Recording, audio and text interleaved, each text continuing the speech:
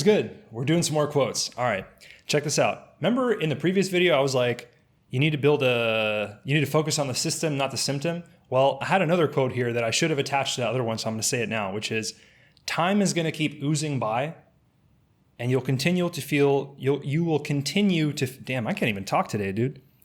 All right, let me start this shit over. Time is going to keep oozing by, and you will continue to feel overwhelmed and end up getting nothing done until you put a system in place that does the thing you're not doing. So like, you know how you're just like, damn, I should work on my business today. Damn, I should go to the gym today. Damn, I should do this. Damn, I should do that. And then you just like hella don't do shit. Well, guess what? It's because of this. It's because you're feeling overwhelmed and you're like, there's all this stuff I got to do, and you do nothing.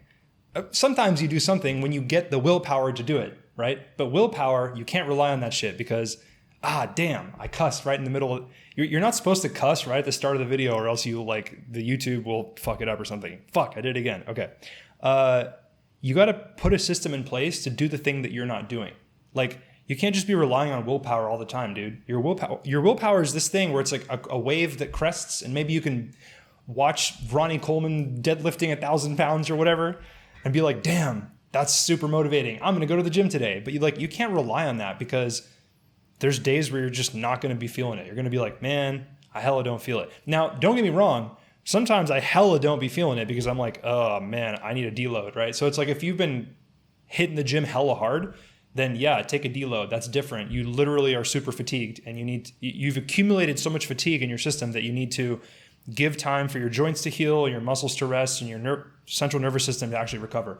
But assuming that's not the case, assuming that kind of deep down you're just kind of being lazy, and you're relying just on willpower, dude, are you crazy? Nah, man. Put a system in place that does the thing you're not doing, even if it's just a system that forces you to do the thing. So I remember a long time ago, I wanted to get in shape. As you can see, it didn't work. Nah, but mostly I just wanted to develop now I'm like all self-conscious. I'm like, what do I look like on camera? So a long time ago, I wanted to develop a gym habit that was consistent.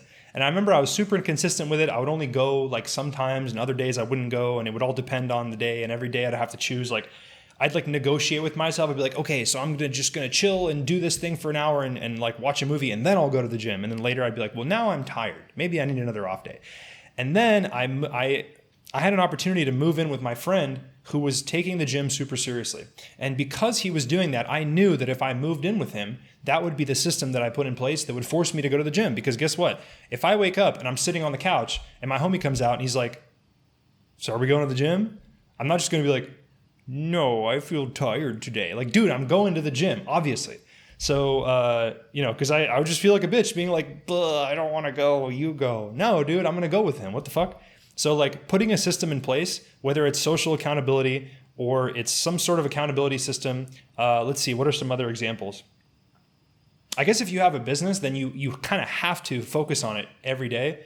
If you're in the stage of building it, where like you're like, things are going to catch fire and there's going to be people, it's going to be a train wreck. There's going to be dead bodies. There's going to be people running around their head cut off if I don't log in today and figure out what the fuck's going on and solve all the problems. So that's kind of like your system to force you to do it. But it could also be just like, there was an old app called like Stick, and basically you put money into it, and then if you confirm that you did the task that you wanted to do, it would give you the money back. Otherwise it would keep it and like donate some of it to charity or something. But I think it was to a charity that you hate. So it was even more of an incentive to be like, they're not getting my money. But like another example would be like, I actually can't think of any other examples. Maybe I'll come back to that one. Let's see. What am I feeling today? What are we feeling today, chat? Okay. I'm responsible. If it's to be, it's up to me. Are you guys feeling these quotes? I kind of feel like I'm not feeling it right now. What am I feeling right now? Well, I don't know, dude. Let's go through some. Maybe I'll just find a quote that I like. Okay.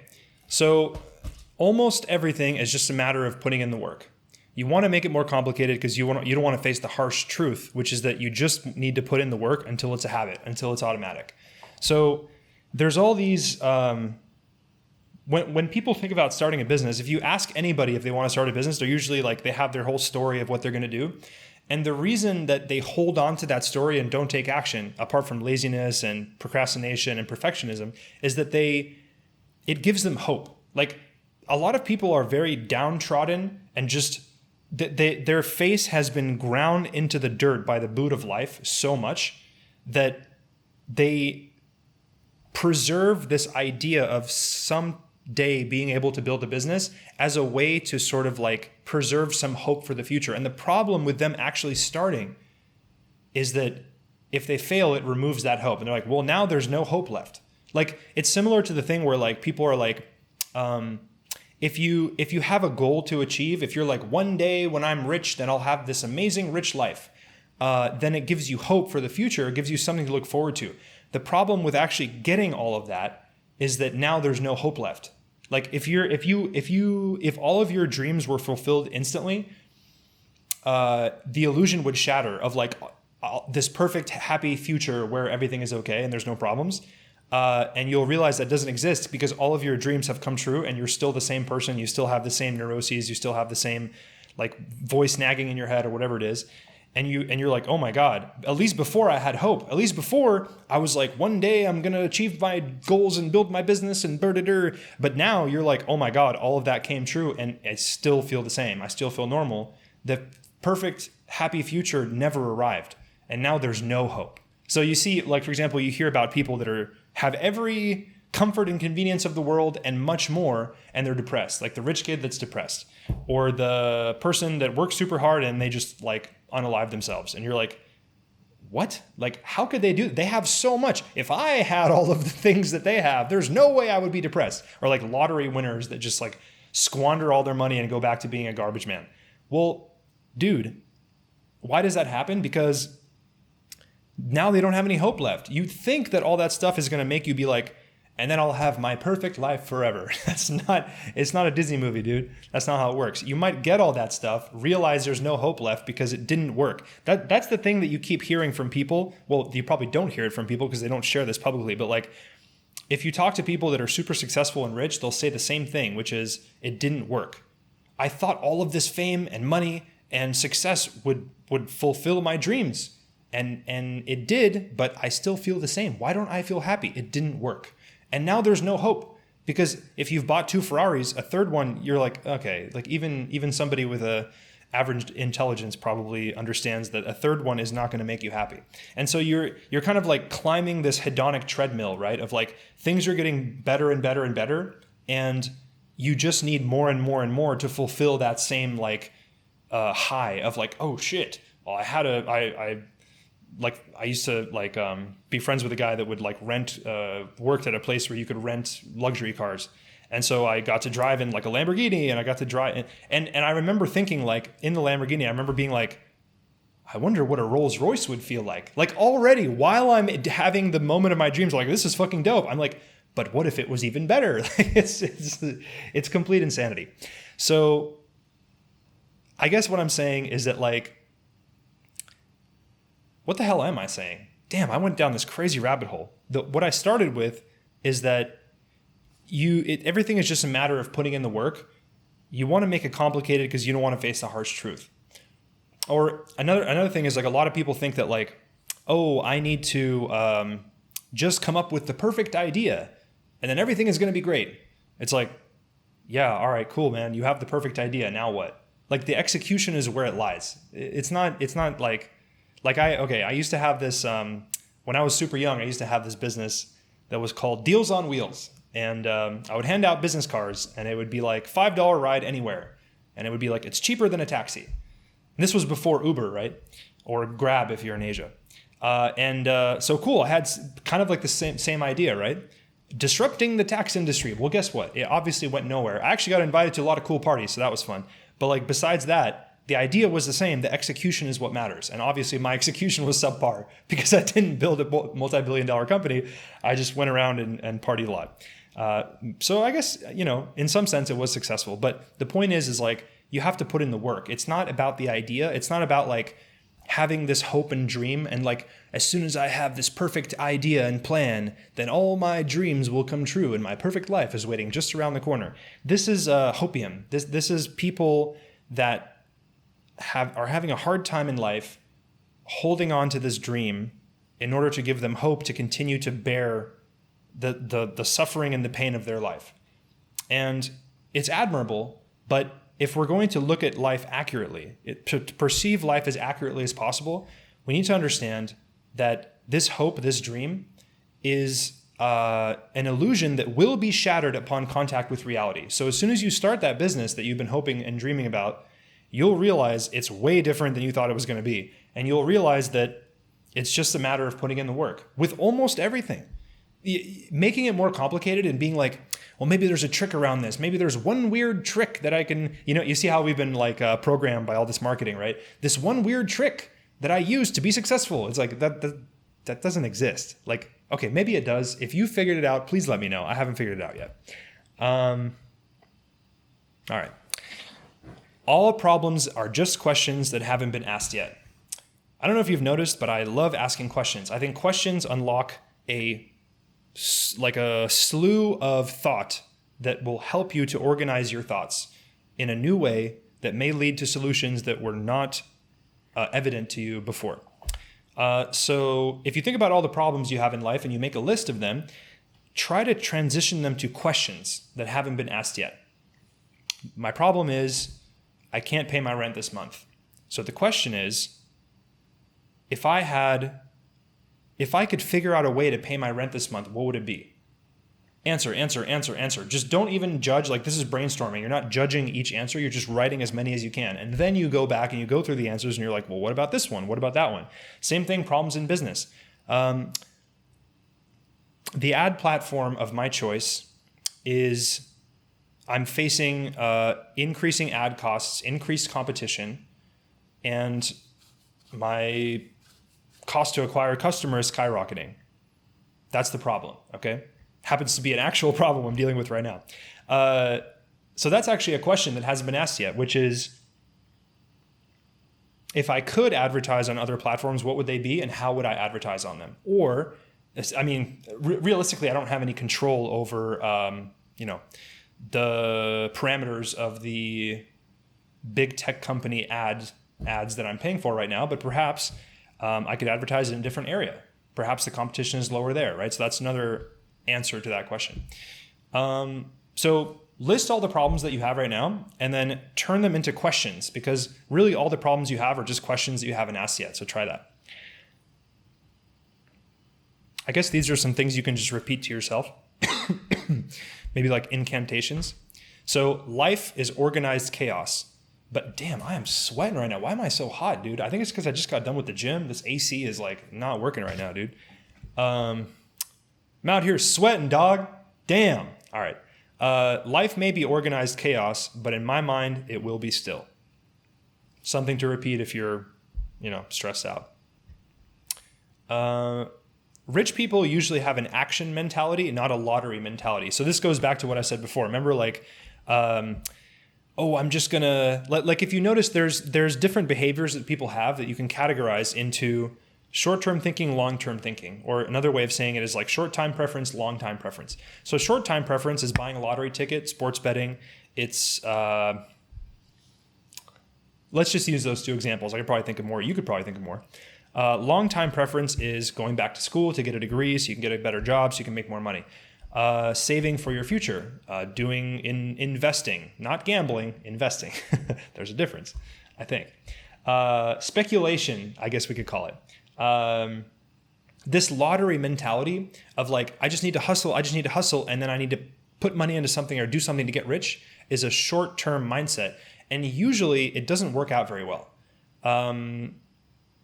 Because statistically speaking, you have a lower expected value of the outcome of short-term thinking decisions. So for example, just sports betting as an example. You know what? I'm not even going to venture into this. I'm just going to say that most of the people I've met that do sports betting that think they're good at it, typically, if you look at the total amount of money they've spent and the total amount of money they've made, their expected value is less than 1, which means they've lost more money than they've made. And typically they'll rationalize it by saying, this is something that's fun for me. It's a leisurely activity that I spend money doing. And you know what? More power to them. And if they have fun doing it and they're spending money doing it, then I'm not going to judge them, right? Do whatever you want, dude. It's your life, whatever. You like to do this, you have fun, everyone has their vices, whatever, it's fine. But if we're looking at it through this specific lens, not through the lens of like, I'm rationalizing it by saying this is something that's fun for me, and so I'm willing to lose money doing it because I feel like I have an edge and it's this fun thing. Okay, that's fine. I'm not judging you. But you can be discerning without judgment, right? You don't have to judge things, but you can be discerning of things without judging them. Discernment without judgment. So if we're going to be discerning, and if we're going to look at it through the lens of like, what is the expected value of this action? Typically, sports betting is a low EV decision. Like doing it, putting money into sports betting, if you think of it as an investment, typically does not result in, for most people, a good return. Let's say that way. And not everything is about returns. That's why we're just focusing on this specific way of looking at it as an investor, as a capital or time allocator. So again, the lottery mentality, and any person that believes they're good at sports betting would say this is not a lottery mentality because I am doing this in a very systematic fashion, and I have an edge where I know things other people don't, and so my expected value is greater. That's fine, okay. But over the long term, over let's say 10 or 20 years, probably just putting your money into something like an S&P 500, or if you know about other investments, possibly real estate, or I'm not going to go into other ones. This is not time for that. But these things typically have a higher expected value for most people. So having a kind of like long, damn, did I just pause the video? No, we're good. All right. I thought I like hit the button and it paused it. So typically people that I've seen in my personal life that are able to achieve outcomes that I admire when it comes to finances, investing, business, are typically people that have an action mentality. They're not waiting around for something to pop off, for someone to put them on. They're instead saying, how can I create this out of the mud? How can I do this myself? Let me read this book. Let me learn. That reminds me of another quote, which is that, I hesitate to say this because a lot of people hate rich people. But in my mind, I don't have any negative connotation with that. So you can replace this word with whatever you want. But in my mind, it's like rich people constantly learn and grow. Poor people think they already know. I'm going to say that again. Rich people constantly learn and grow. Poor people think they already know. This is one of my favorite ones of all time. And I like it because I used to be like that. I used to be like, man, I already know this shit. I don't need to learn any of this. I already know how the world works. I already know how money works. I already know what I need to do to be successful. I don't need to know any of this. And the more you learn, it's like the Dunning-Kruger effect, where if there's certain people of a certain intelligence where they aren't even aware how low intelligence they have. And it's only when you get to the point where you've learned enough about a subject that you realize how little you know about it. And so what ends up happening is like people that are at the very forefront of their field, let's say they're a neurobiologist and they're at the very, very forefront. They're like the most respected person in neurobiology. Sometimes you'll hear them saying things like, yeah, we're not really sure at this point. More studies need to be, I can't really say that with conviction. We need to do more research on this, because they're aware of the limitations of their knowledge. And if you can learn more about subjects like business, investing, capital allocation, you'll realize just the vast ocean of knowledge of which you weren't even aware of before. It's like it's like the chart where it's like the really small bubble is like the stuff you know. And then the little bit larger bubble around it is like the stuff that you don't know. And there's a giant bubble around that. And it's like the stuff you don't know. And it's like, that's where the money is, like in the stuff that you don't know. But unfortunately, if you're in a lottery mentality, if you're stuck in this like short-term mindset of like, I just need to make some money today. I just need to, I hope this parlay hits. Like if you're stuck in this lottery mentality, this short time preference, short-term thinking, then try your best to, what would it look like if you had an action mentality? If you started reading and researching it can be like YouTube videos or podcasts. It doesn't have to be you with a book. It can be you, like, while you're at the gym listening to podcasts about AI or about whatever else, right? Other possibly controversial topics or other things that are expanding the horizon of the things that you don't know, and putting more of those things into stuff that you don't know. You know what I'm saying? So action mentality, let's get with it. Some more kind of like polarizing quotes. Poor people get paid based on time. Rich people, we get paid based on results. So that's a double-edged sword. You ever heard that Louis bit where he's like everything is a double-edged sword, because on one hand, okay, I'm gonna just go look it up, the Louis C.K. bit where he's like, even a single-edged sword is a double-edged sword, because on one hand it can cut stuff, but on the other side it's kind of dull, can't really cut anything. Kind of a double-edged sword. But yeah, this is a double-edged sword, because on one hand, let's say you want to be rich and you're like, okay, I don't want to turn this into like a let's how to be rich channel. I fucking hate that shit. So I'm just, these are quotes that, like, if you think about them, they might help you. So like, whatever, let's just get through this. Let's say rich, successful people, whatever, we get paid based on results. So on one hand, that's good because you're unlinking the amount of time that you're putting into something from the results that you're getting, the money that you're being paid. But on the other hand, there's a lot more psychological pressure, right?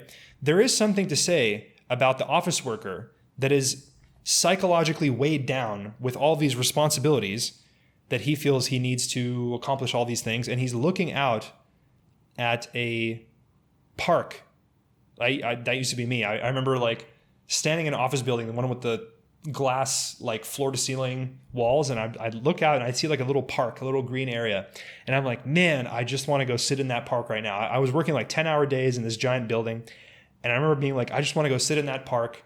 And I had these fantasies of just doing hard labor work, which I've done that too. And that's totally not realistic. It sucks doing hard labor. But I'm saying, okay, I haven't done a lot of hard labor, but I've done it a little bit, enough to know that I never want to do it again. Stagehand work, to be specific. If you know anybody that's a stagehand, you know that's not easy. But yeah, dude, like I just want to go do some like leisurely job where I'm selling cherries by the side of the road, which is actually another job that I've had, and it was super chill. And I'm like, it's cool, I'll take a pay cut. I just don't want to deal with all this stress anymore. I don't want to have all these like deadlines and quotas and what's the thing where like you get paid a certain amount of commission, quota? No, what is it? Whatever. Fuck it. So yeah, you do get paid based on results when you're more like higher up in your career, but that's a double-edged sword, because on one hand, it's cool because you can get paid more without having to put in more time. But on the other hand, you have to spend more time thinking because your decisions have to be good, because that's the only way you get paid. And by the way, if your decisions suck, you don't get paid. So, yeah. Okay. All right. I mean, I think that's enough for now. What are we at? 23 minutes? All right. That's cool. I think I'll call it. I'll catch you guys next time. Peace.